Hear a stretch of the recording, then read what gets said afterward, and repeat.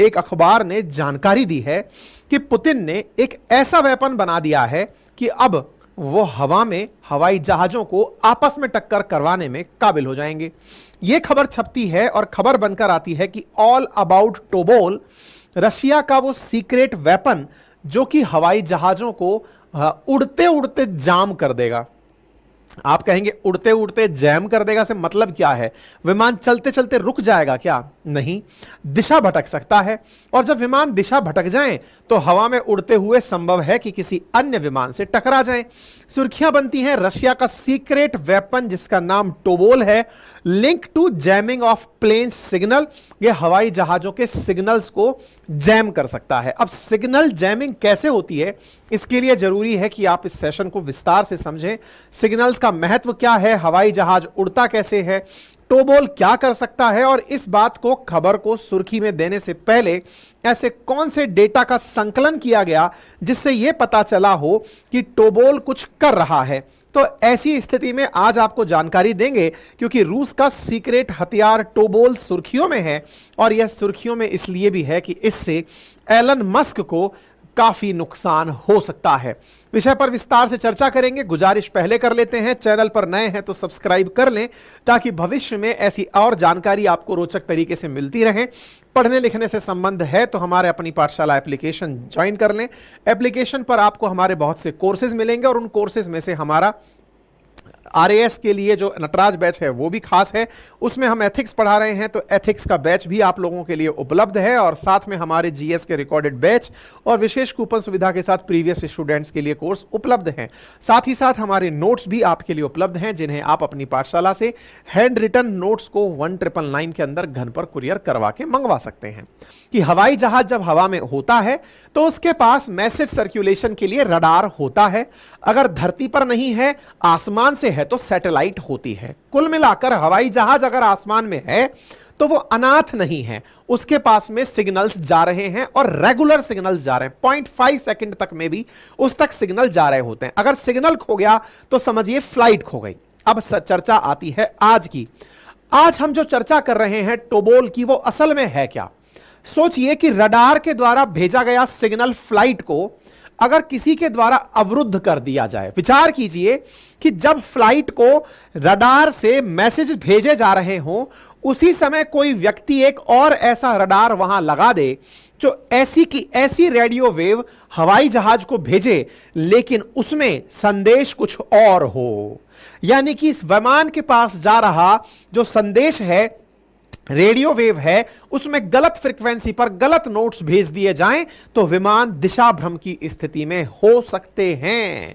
यही खबर बनती है दासन की, जो लिखता है jam and blast Putin top secret jamming weapon Tobol could be behind thousands of British holiday flights being attacked by Russia।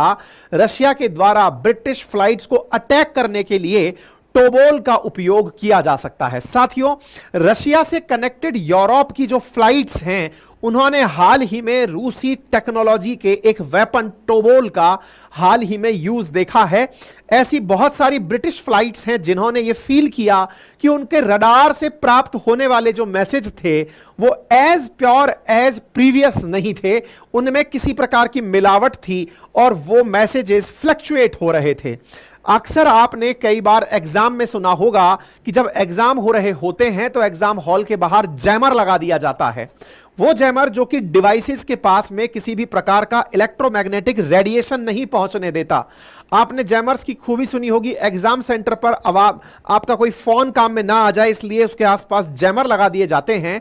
इन तरह का ही अगर जैमर सोचिए हवाई जहाज के रास्ते में ना लगाकर, बल्कि वैसा ही कोई और मैसेज भेज दिया जाए जिसके भरोसे हवाई जहाज उड़ रहा है, उसका रास्ता भटका दिया जाए, तो सोचिए वो जैम की स्थिति कितना जबरदस्त घातक होगी। विचार कीजिए कि उससे हवाई जहाजों को कितना भीषण नुकसान हो सकता है। साथियों, खबर है सन ने अपने अखबार में छापा है, द सन नामक जो अखबार है उसने छापा है कि लगभग 4000 फ्लाइट्स ने हाल ही में ऐसे ही जैमिंग को फील किया है, जो कि एक्सट्रीमली डेंजरस है।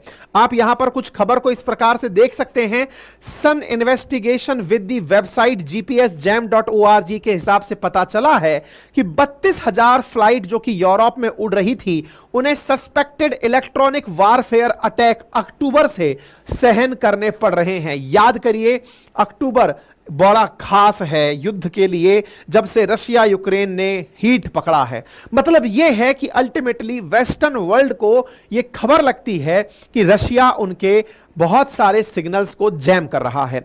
अब इस जैम में खबर यूरोप वालों को कैसे मिली, अब उस पर चलते हैं। तो यहां पर एक छोटा सा हिस्सा है जो कि आप रेड होता हुआ देख रहे हैं। साथियों, अगर आपको रशिया का मैप दिखाया जाए तो यहां बाल्टिक कंट्रीज के साथ साथ आपको रूसी मैप दिखाई पड़ता है, लेकिन इन्हीं देशों में से एक छोटी सी जगह यहां पर पोलैंड और लिथुआनिया के बीच में रूस के पास है, जिसे आप यहां पर कैलिनग्राड के नाम से जानते हैं। साथियों, बाल्टिक कंट्री है लिथुआनिया और इधर एक देश है पोलैंड। इनके बीच में एक छोटा सा टुकड़ा है जो रूस का है। बाल्टिक सी में वो अपना मुखड़ा खोलता है। लगभग 10 लाख लोग यहां निवास करते हैं। कैलिनग्राड को रूस के द्वारा अपने खुद के सिक्योरिटी के लिए उपयोग में लिया जाता है। कहा जाता है कैलिनग्राड में बड़ी संख्या में वेपन्स रूस संग्रह करता है। कल को अगर कोई देश रशिया पर आक्रमण करे तो रशिया ने अपना एक छोटा सा हिस्सा कैलिनग्राड के नाम से बाल्टिक सी में बनाया हुआ है, जहां पर हैवी डिफेंस है, यहां पर बड़ी सारी सुरक्षा एजेंसीज लगी हैं। इंटरेस्टिंग बात क्या है, दुनिया भर की फ्लाइट जब यहां से उड़कर के कैलिनग्राड के आसपास से निकली तो उन्होंने कुछ विचित्र सीन देखा। कैसा सीन देखा, जरा यहां पर तस्वीरें देखते हैं। तस्वीरों को अगर आप ध्यान से देखें तो यह कैलिनग्राड का ऊपर से जूम करके लिया गया फोटो है। यहां पर दो आपको डोम सदृश बॉल जैसी संरचनाएं दिखाई दे रही होंगी। आपको यहां पर यह व्हाइट कलर जिसको मैंने रेड कर दिया, ऐसी दो बड़ी बड़ी विशालकाय बॉल जैसी संरचनाएं दिख रही होंगी। कैलिनग्राड में रखी हुई इन्हीं बॉलों के बारे में कहा जा रहा है कि ये वो रडार हैं जो रूस के द्वारा उपयोग में लिए जा रहे हैं यहां से गुजरने वाली फ्लाइट्स को कंट्रोल करने के लिए। इंटरेस्टिंगली एक और चीज यहां देखने योग्य है कि कैलिनग्राड ज्यादा दूर नहीं है यूक्रेन से। बेलारूस, कैलिनग्राड, यूक्रेन ये लगभग एक ही क्षेत्र में पड़ने वाले देश हैं।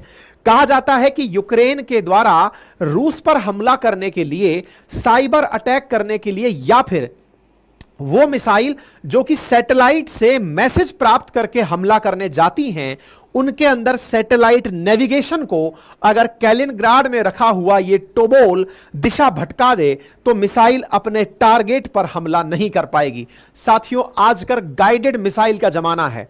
आप एक बार अपने द्वारा लोकेशन सेट कर दें कि मिसाइल को यहां जाके गिरना है या फिर इस टारगेट पर हमला करना है, और अगर टारगेट मूव भी करता है तो वो मिसाइल उसके पीछे पीछे मूव करके उसे मार गिराती है। विचार कीजिए कि मिसाइल को प्राप्त होने वाला संदेश ही अगर किसी ने पॉइजन कर दिया या उसमें कोई मिलावट कर दी या फिर उसको इस प्रकार से भटका दिया कि वो मिसाइल ये समझ ही नहीं पाई कि हमें मैसेज क्या प्राप्त हुआ था, तो वो कारनामा टोबोल के द्वारा एक्सपेक्ट किया जा रहा है।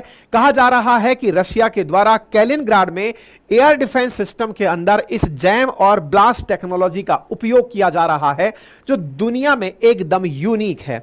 द वाशिंगटन पोस्ट ने भी इस बारे में कहा है और कहा है कि यह सैटेलाइट जैमिंग के लिए ओरिजिनल ब्रॉडकास्ट के साथ एक और सिग्नल मिला देते हैं जिससे उस सैटेलाइट के सभी यूजर्स को घिचपिच डेटा मिलने लगता है, यानी कि डेटा एक दूसरे के साथ में मिक्स एंड मैच हो जाता है, जिसका फाइनली सैटेलाइट से जो संदेश हवाई जहाज तक पहुंचना होता है वो नहीं पहुंच पाता है। विचार कीजिए, युद्ध के दौर में जब हर एक क्षण कीमती होता है, फाइटर जेट्स दुश्मनों पर बम गिराने जा रहे होते हैं, पूरा कम्युनिकेशन सैटेलाइट्स और रडार से चल रहा हो, और उस समय कोई नीचे से बैठकर फर्जी मैसेजेस भेजकर उन सैटेलाइट से प्राप्त मैसेजेस को स्पॉइल कर रहा हो, उनकी दिशा भटका रहा हो, तो युद्ध का स्तर क्या होगा? यही सबसे इंपॉर्टेंट टोबोल की खासियत है। कहा जा रहा है कि रूस ऐसी 10 डिवाइस डेवलप कर चुका है जब से रशिया यूक्रेन कॉन्फ्लिक्ट चलना शुरू हुआ है। यह कोई वेपन नहीं है, यानी कि इसके मदद से किसी पर गोला नहीं गिराया जा रहा, बल्कि दूसरों के गोलों को प्रभावित किया जा रहा है। इसका एक और उदाहरण मिला साथियों। आपको मालूम होगा रशिया यूक्रेन युद्ध को अब 2 साल से ऊपर का समय बीत चुका है। ऐसी स्थिति में यूक्रेन ने जब शुरुआत में रशिया से झगड़ा किया या फिर जब हमला चला, तो उस समय स्टारलिंक ने इन्हें इंटरनेट प्रोवाइड करने का कहा था।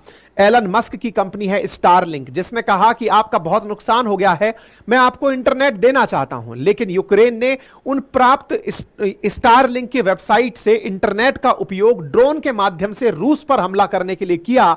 तो फिर एलन मस्क ने साफ साफ मना कर दिया कि नहीं, आप मेरे स्टारलिंक इंटरनेट का उपयोग युद्ध में नहीं कर सकते। इसलिए यूक्रेन में एलन मस्क ने अपनी सेवाएं रोक दी। यह तो एक वर्जन है इस पूरी घटना का।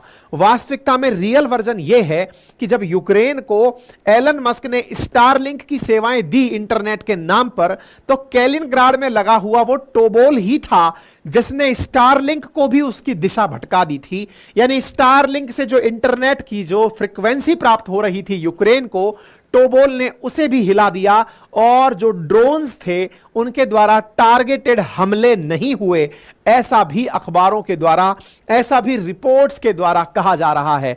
मतलब ये ना केवल इंटरनेट, ये ना केवल हवाई जहाज के जीपीएस को हिलाता है, बल्कि सैटेलाइट के सिग्नल जो इंटरनेट के रूप में धरती पर आ रहे हैं, उनकी भी दिशा भटकाने में कामयाब है।